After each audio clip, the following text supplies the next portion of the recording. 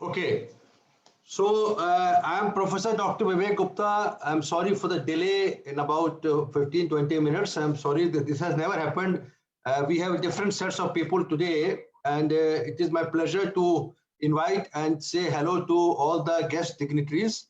This is 6:15 p.m. now. It is 6:25 in fact.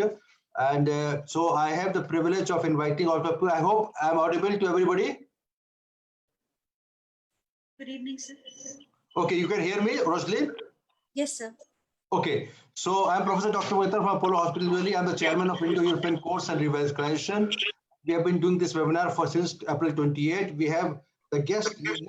May I just say hello to all my guests, and I would like to invite and put their names honorable. So first of all, I'm very much thankful to Honorable Indresh Kumar ji, who is the National General Secretary of Rashtriya Swayamsevak Sangh, RSS. He's based in Delhi, but today he's in his home city.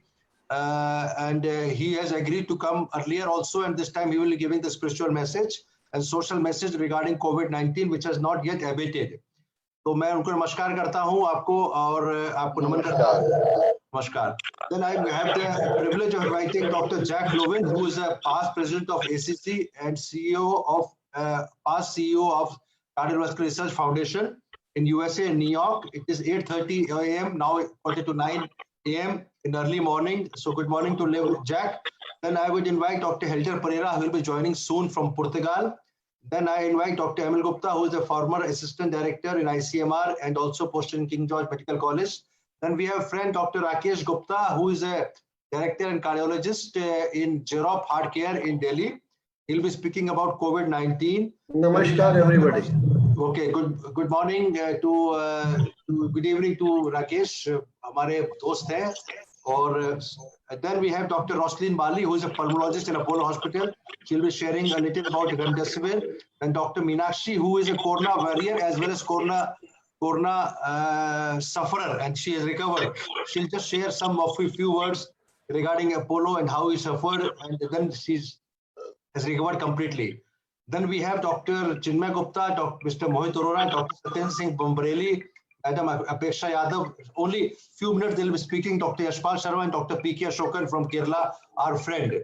So these are the speakers. So I have to share my slides now because it is time to already share my slide. This is the topic of today, which I have introduced to you already, and hope you will be able to see again. So these are Dr. Jack Lovin, Honorable Indresh Kumar ji, Dr. Rakesh Gupta, and everybody.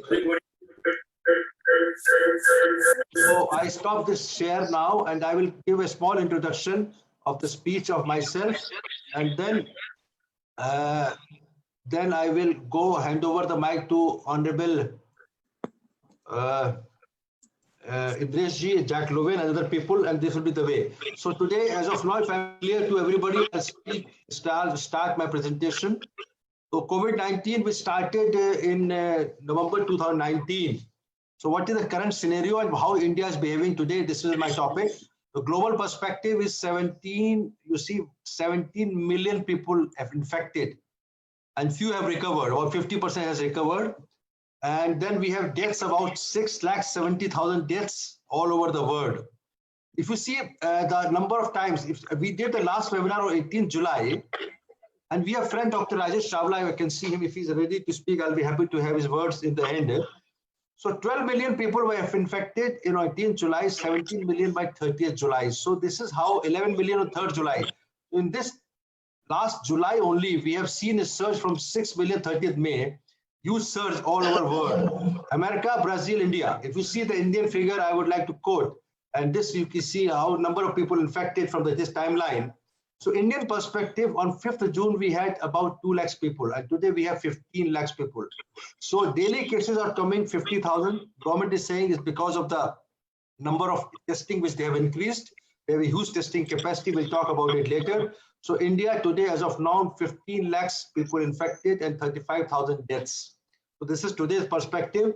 I'm taking out some figures because we have also total cases active is as of now only 5 lakhs and 10,000. If you see the total 15 lakhs, so of this 10 lakhs have recovered. So recovery rate has been high. in India. American perspective, 45 lakhs and 68,000 people infected and more than 150,000 deaths. In America, Dr. Jack Levin will tell us a little more about it. India is jolted by steep surge in virus curve. If you see, Jack, if you see, the India is still the surge. This is 28th of July. The surge is still high. 50,000 people getting infected, active cases every day. This is what is the figure. But rising hopes, because of rising recoveries, offer hope. The proportion of cases recovered is very high. India's recovery rate is also very high. If you see the overall recovery cases, 10 lakhs, that means total active cases only 5 lakhs cases in India as of today. So recovery has come basically 80, from Delhi is the maximum recovery, which has come 89%. Then we have Haryana, Assam. This is about the states of India. So rising recovery, hope, rising hope. These are the few headlines. So important part is that we have done a zero survey in the hotspots in India. And the Mumbai, they have showed that 40% people are having exposed, they're showing antibodies, while Delhi is showing about 23% people. So as of now, the zero survey, which is done by the antibody testing in India, they have done quite a huge number of testing.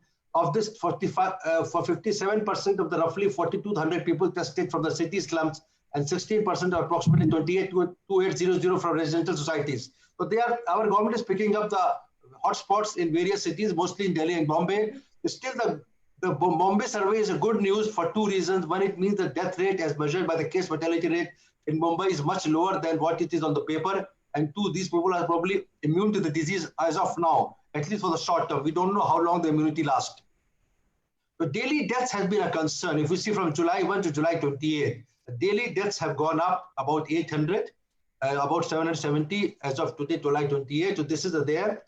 The infectious RMS, this is an important article which I picked up today only. The case rate among contacts of an infected person appears surprisingly low. That means the people who are in contact, the overall case rate is there. Bad thing for heart as a cardiologist, 78% COVID patients develop heart condition because of the increased thrombogenicity.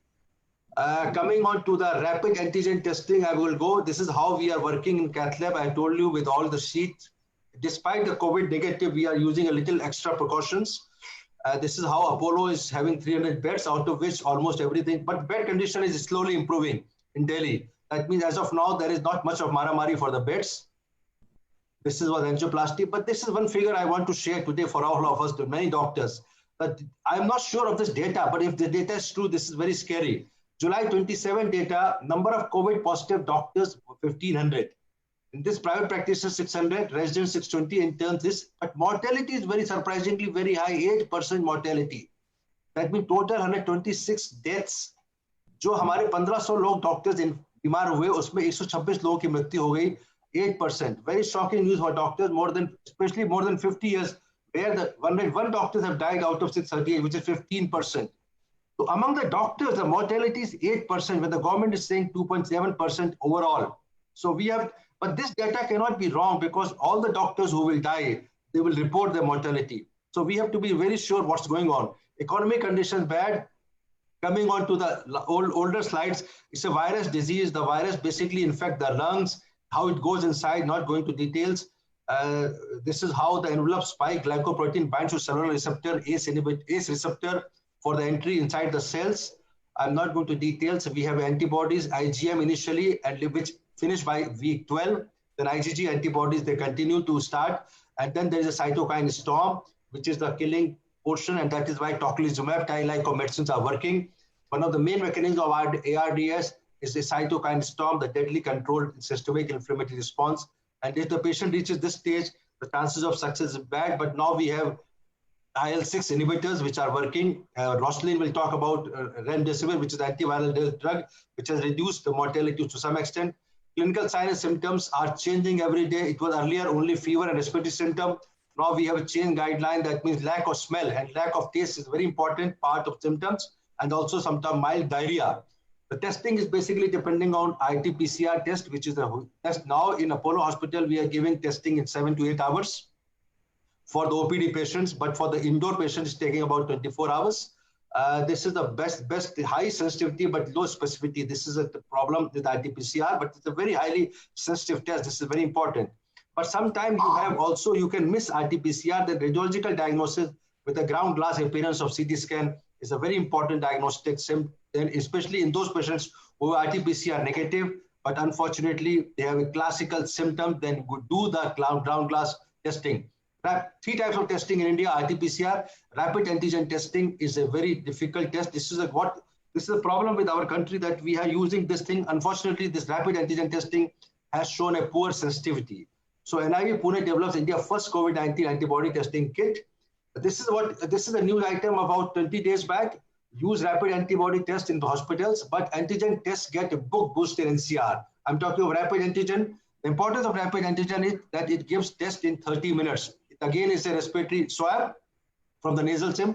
But the latest guidelines, I will show you that because of the uncertainty and low specificity, the rapid antigen test, government has spoken to ICMR that we have to be very sure we have to use a test more of RT-PCR. When I was talking to America, Jack said that in the USA, they are mostly using RT-PCR, but Indian, we are depending upon rapid antigen testing. India is testing about 2 lakhs per million, but as of today, we are using 250 to 350,000, 3 lakhs to 250,000 per day. We want to do 5 lakhs per day. So our testing has gone up. There's no doubt in that. And that's the reason the number of people are getting picked up. Viral load, we are not still doing it, but COVID test should track the viral load too, which is important because then it will be important to tell you that this patient is infective or not. A lot of things which are still unanswered. I'm not going to details because we are already late, but I will tell you this small slide where how the virus comes and how with different medicines, hydroxychloroquine, remdesivir, and where this antiviral medicine, and they are working here. Remdesivir is working at the level RNA-dependent RNA polymerase area, while hydroxychloroquine is antiviral. This is working at membrane fusion. And the tocilizumab binds IL-6 receptor, prevents IL-6 receptor activation. This is where tocilizumab and sarizolozumab, they are working. So various antibody, there are different types of medicines, hydroxychloroquine, ivermectin, remdesivir, favipiravir has shown a good response, but somehow this has, although introduced in India as oral antiviral medicine, but it has not shown major response. I think Roslin will tell us a little more about it. Only last one word about hydroxychloroquine. This has been abused medicine. Lot of people said that this is not working, but at least for prophylaxis, I still recommend completely, and not only myself, the ICMR has shown up the guideline that this medicine should be used. The prophylaxis and healthcare workers, I would say now for all in the field, as lockdown has started in India, everybody should use hydroxychloroquine. I feel personally, if your ECG is normal, if your QTC interval is under control, 400 milligram twice a day, only for 1 day, and then for 7 weeks. ICMR has not changed the guideline as far as prophylaxis is concerned. Although for the treatment point of view, there has been so many debates. And the first French person who said it's very useful was Didier Renaud. He did a study which showed in April 9, which showed the efficacy of more than 97% efficacy. But later on, America say that it's not working and this is increasing the death mortality, I'm sure, because of the patients who are not correctly picked up. And those are patients who have a high QTC interval and they have a arrhythmic death. So I would say that this is not what they're talking about. I'm talking that a lot of people say chloroquine still, but for the treatment point of view, I'm not sure. For prophylaxis, I'm very sure it should be used. Many new drugs are proposed for this treatment, and many are in the trials all over the world, including WHO, India, CDC. Dr. ML Gupta will tell a little how the things can work. Ivermectin is a shown in vitro medicine. It's a very important medicine, 99% reduction. 99% reduction. But clinical trials have not yet been completely showing. I mean, the results are not there, but a lot of people are still using it. Dr. Roslin will tell about remdesivir. Teclisumab, IL-6 inhibitor, our interleukins are released inside the body, which leads to cytokine storm. The drug is supposedly supportive in sick patients. Then we have inhaled nitric oxide, sick patients who are on ventilator. That may be useful. General treatment is, of course, azithromycin. And if there is drop in SpO2, you have to hospitalize the patients. Nasal cannula, but of course, ventilator has to be avoided.